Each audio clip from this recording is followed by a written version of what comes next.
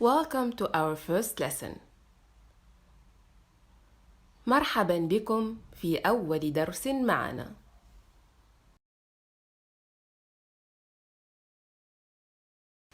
Do you still remember this expression? Good, that's it. مرحبا بكم, which means welcome everyone. As you can see, Arabic is written in a connected cursive style, giving each letter a different form once connected to each other. This form can also vary according to the position of the same letter in different words. If you take a close look at the letter that has just appeared, you will notice that it has been used twice in the expression مرحبا بكم. Once at the beginning of the first word, and once at the end of the second one. This letter is called mim, and as we already said, its form has changed according to its position in the word. Don't worry if you find this overwhelming. We are just mentioning this example at this early stage in order to classify these variations. In fact, the Arabic script has a cursive style, and letters vary in shape depending on their position within a word. Letters' shape can be classified into these three distinct forms: isolated form, medial form, and final form. The isolated form is the most fundamental one, and it is nothing but the Arabic alphabet. Now that we have shed the light upon this important classification and took out of the way any potential misunderstanding, let's move on to summarizing the main characteristic of the Arabic alphabet and script. Before you start learning any language in the world, you need to learn its alphabet, and the Arabic language is no exception.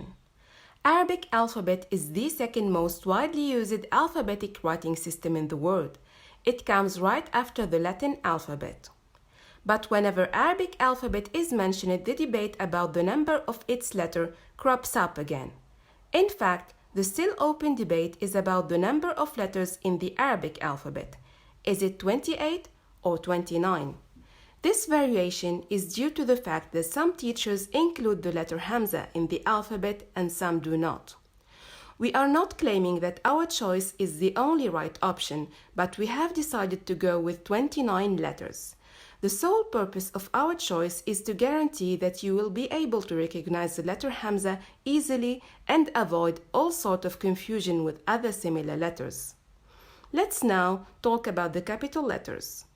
There are no capital letters in the Arabic language, and it is written from right to left. We are still talking about the main characteristic of the Arabic alphabet and script. If you take a close look at the Arabic script, you will notice that it is cursive. Letters are joined by ligature, much like cursive handwriting in English, whereas the shape of each letter depends on its position in the word. Last but not least, many letters share the same shape but have different diacritical markings. For more details, stay tuned. That will be the subject of our next lesson. Here comes the time for حروف الهجاء. We are going to name each letter separately, and each letter will be carrying a transliteration that will help you get the hang of its pronunciation. So without any further ado, let's get started. حروف الهجاء: ألف، باء، تاء، ثاء، جيم، حاء،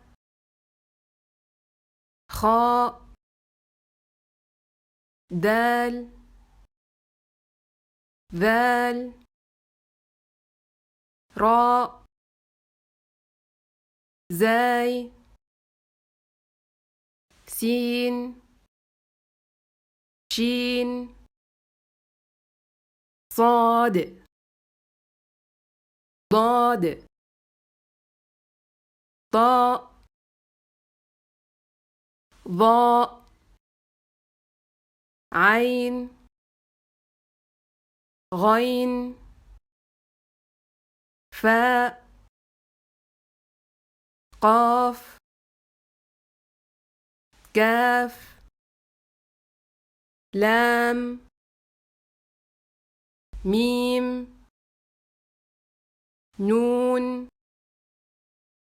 واو هاء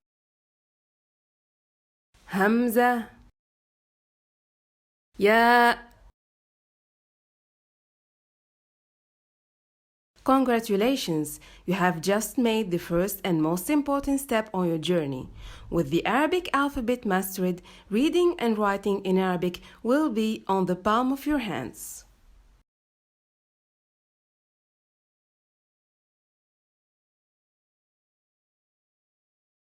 Thank you very much. شكرا جزيلا.